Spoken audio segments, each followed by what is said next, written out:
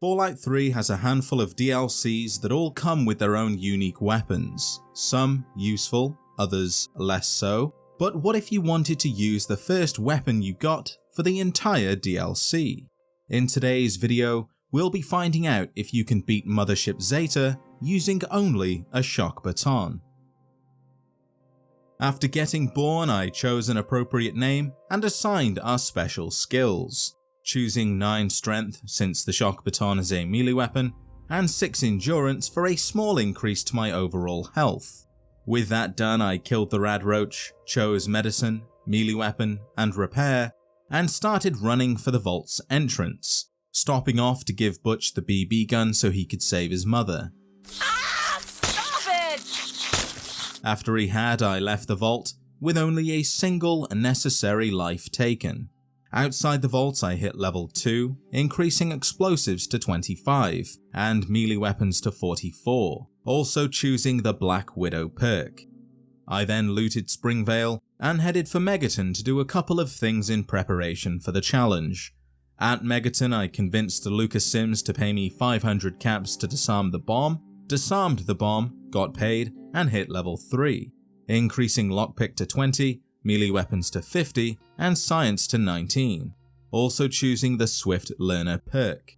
The rest of my time spent here was draining Wadsworth, collecting the strength bobblehead from the sheriff's home, and trading everything I could for stimpaks. With everything I needed for the challenge, I began making my way to the alien crash site, looted a wasteland merchant, avoided raiders, and traded with a wasteland doctor. It was probably the safest journey so far. I then found the crash site, stepped forward, and was voluntarily abducted. After drifting in and out of consciousness, I awoke and met Soma, another person abducted by the aliens. She hugged the wall, I did the same, met the Claw, and together we planned our escape. The plan was to make it seem like we were going to kill each other, getting the aliens' attention, and once they step inside to stop the fight, we kill them instead. The problem here was that I couldn't help. I had yet to get the Shock Baton, so I was, for all intents and purposes, useless.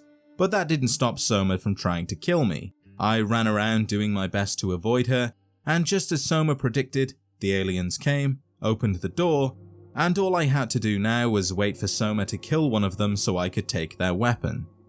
I quickly realized that Soma was going to die, so I tried getting the other abductees to help. They didn't, she died, and I soon followed. I reloaded, this time trying to distract one of the aliens in the hopes that Soma would be strong enough to at least kill one of them. Despite a valiant effort, she died again. If Soma couldn't kill a single alien, then I was in trouble. The challenge seemed to be over before it had even begun. Then I did something I didn't want to do. I lowered the difficulty from normal to easy. That didn't help. Neither did lowering the difficulty to very easy either. If anything, Soma only died quicker than she did before. I then increased the difficulty to very hard, in the hopes that by doing so, the game would give her enough health to survive the encounter. But all that seemed to do was make the fight last longer while still having the same outcome. I was at an impasse. I could call the challenge a fail, or I could do something that some of you may frown upon.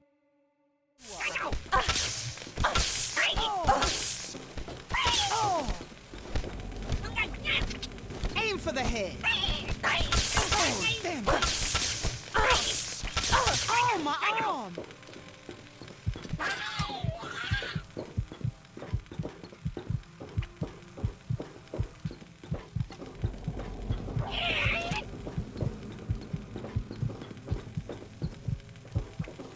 Grab anything useful and let's go. Who knows how long it'll be before they send more after us. What I had done was almost kill the aliens, and then let Soma do the rest.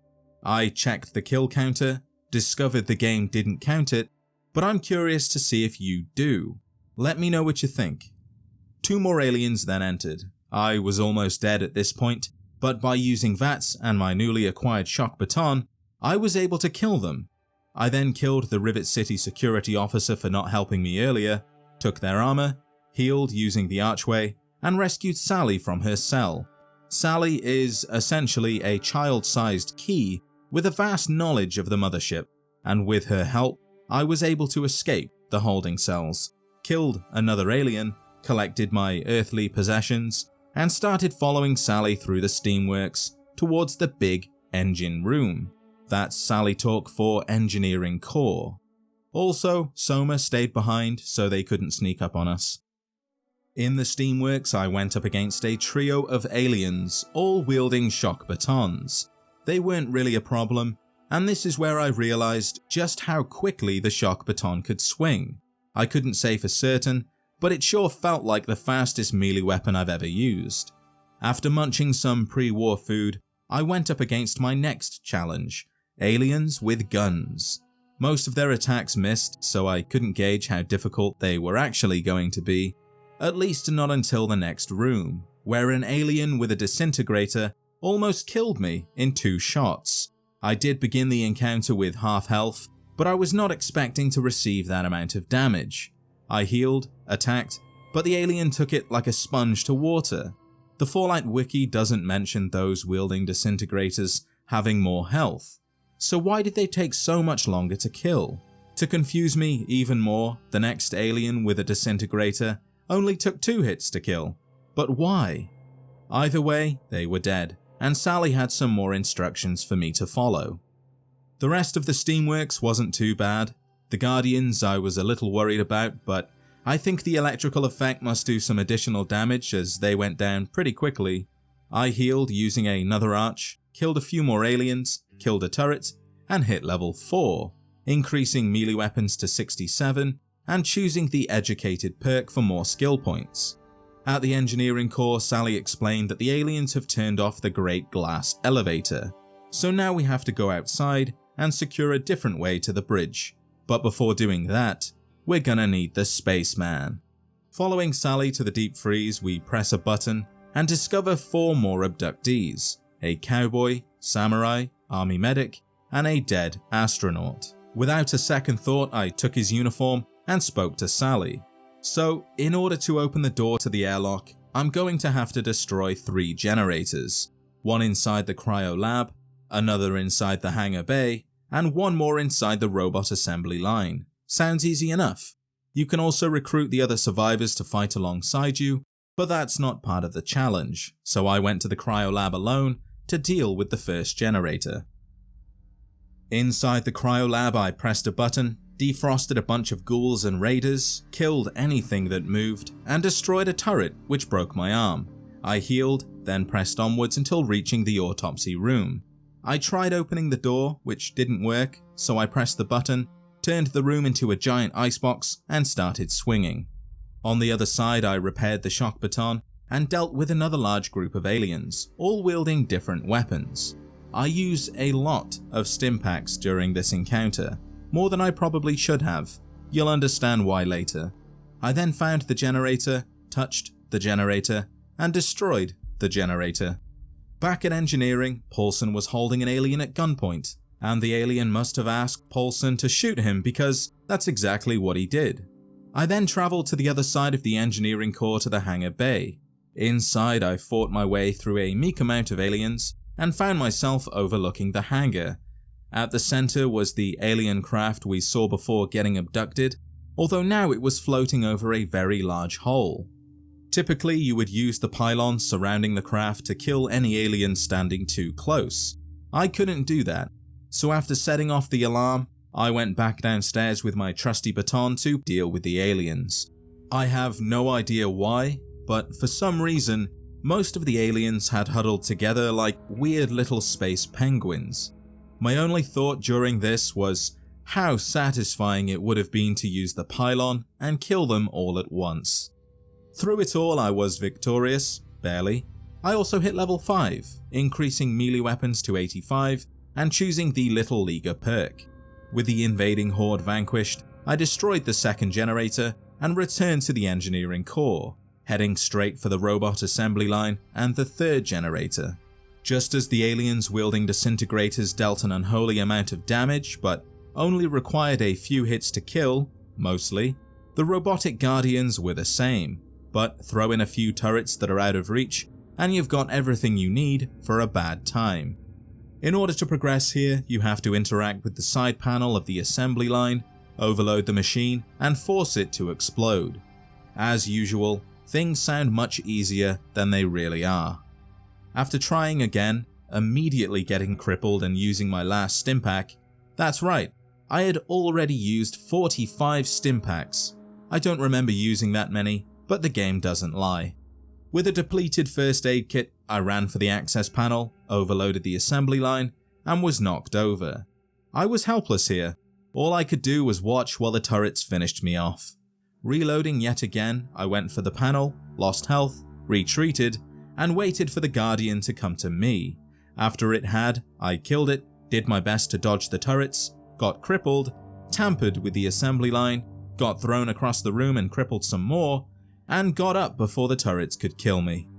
Now, as for healing crippled limbs, I consumed a significant amount of alien gel, and while it does have a 10% chance of dealing a biochemical anomaly, additional health, removing rads, increasing a special skill, that sort of thing, there was nothing said about it healing limbs, which it did. Not sure why though. With the assembly line destroyed, I went through the newly formed hole, killed the alien and drone duo, healed, had to use my final stim pack for the second time, and started killing the Guardians that had yet to be activated. Around the corner I had to deal with 2 more drones and another alien. Using the environment, I got up close without taking any damage, and just hoped that I survived the encounter. At this point I turned into a real scavenger, searching everything I could in the hopes of finding more food. I also found a healing arch, which I was very thankful for. From there, all I had to do was deal with the final generator, which I did, and return to speak with Sally.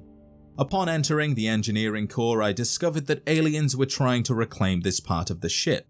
So I got busy, Sally did her best R2-D2 impression, Woohoo! found a makeshift bed, took a nap, and put on the spacesuit to go outside. The only thing to do here is jump around and push in these weird exposed panels. I'm not sure what the connection is between these and getting the tractor beam to work, but by pushing them in, it activates, and we can then use that to get to the top half of the ship. After turning the elevator back on, the other survivors joined me, and together we entered into some kind of viewing station, where the ship's captain said some pretty mean things, and gave us a display of his giant death ray, which I kind of missed. Wow! Did you see that? Nope, clearly we had caused some trouble, but this wasn't the end of it. As luck would have it, the elevator to the bridge was also turned off, meaning it was down to me and my trusty Shock Baton yet again to save the day. Heading into the weapons lab, I noticed that I was being more cautious than I had been so far. A lack of healing items will do that to you. Instead of charging in, I began luring the aliens out and killing them as quickly as I could. After doing so, I hit level 6, but I couldn't level up because there was still enemies nearby. I tried heading back the way I came to see if that would let me level up. It didn't, so I ate the pre-war food I found at the engineering core, avoided getting pimp-slapped by a drone, and all hell broke loose. Even after that, I still didn't level up. It was only after I started looting the table of earthly possessions where the game caught up. I increased melee weapons to 100 and repair to 38, also choosing the toughness perk. In order to reach the bridge, I had to leave the weapons lab behind and go through the experimentation lab, a place where humans have been transformed into these grotesque hybrids that are currently segregated from the rest of the other aliens. One generator down and the abominations were free. My reward for helping them was a guttural cry and a pointed finger. The experimentation lab led to biological research where even more abominations were free. I was more than happy to put them down, and thanks to the healing archway, I didn't have to worry too much about my health. Further on, I activated the teleportation matrix so the others could join me, which was good news. The bad news was the elevator to the bridge was still out. Luckily, I could travel to the Death Ray hub and reach the bridge from a different path. Stepping into the matrix, I appeared at the Death Ray hub, killed anything with a squeaky shoe, and healing wasn't an issue either. There must have been a lot of accidents here in the past because healing archways are aplenty. Health and safety aside, I made it to the death ray control room, killed the operators, started destroying the 4 generators while simultaneously fending off the aliens, won, and headed for the bridge. Shortly after, I came across this force field. I tried hitting it, but that didn't work. I tried using VATS to clip through, but the enemies weren't close enough. I even tried jumping over, but nothing seemed to work. And just as I was trying to think up another plan, the alien on the other side blew up the force field for me. Thanks, bud. The very next room was chock full of more force fields, aliens, and turrets, so I had to move quickly. Attacking the aliens while avoiding the turrets ultimately came down to hiding beneath the stairs so the turrets couldn't see me, and attacking the aliens as they came. After that, I bolted up the stairs, straight past the turrets, down the corridor, into another room with a turret, killed that one, broke my head, and waited for the little green men to come to me. After that, I had used up the last of my healing, everything except for 2 jars of buff out that I was saving as a last resort, which was now. I consumed one of them, ran past the remaining turrets because I did not want to cripple any more limbs, and I just took my time, luring the aliens, trying my best to avoid attacks from drones and abominations, and keeping an eye out for any healing archways. It was rough, but I had made it to the bridge. The captain and his crew were not happy to see me, and they immediately began to attack. I hid and let those that wanted to come to me, and when those that didn't stayed where they were, I went to them instead. There was a healing archway I could use too, but to be brutally honest, the captain and his crew were the easiest group of enemies I'd faced so far. With the old crew dead, the ship seemed to be ours. But before I could celebrate, another hologram appeared, declared war, and flew his spaceship into view. Without hesitation, we took our battle stations. Sally called Paulson a monkey, and I chose maximum attack because the best offense is the best defense, said someone, sometime, somewhere, and the most anticlimactic battle in the history of Space Wars took place. The most exciting part was when the aliens tried taking the bridge back. A few buttons later, the new crew was rewarded with a beautiful firework display, and I hit level 7, increasing repair to 56, and choosing the Bloody Mess perk. I had no use for it, but it was the next perk I planned to get, so it felt right. Elliot then suggested that a return beacon may be able to take us back to the capital wasteland, which I wasted no time trying out, and in the blink of an eye I was back on Earth, and the run was officially complete. So to answer the question, can you beat Mothership Zeta with a Shock Baton? Yes, you can. Be sure to show your support by liking the video and subscribing if you haven't already for more Fallout content. If there's anything you would like to see in a later video, leave a comment and I'll see what I can do. With that said, thank you as always for watching, and I'll see you in the next adventure.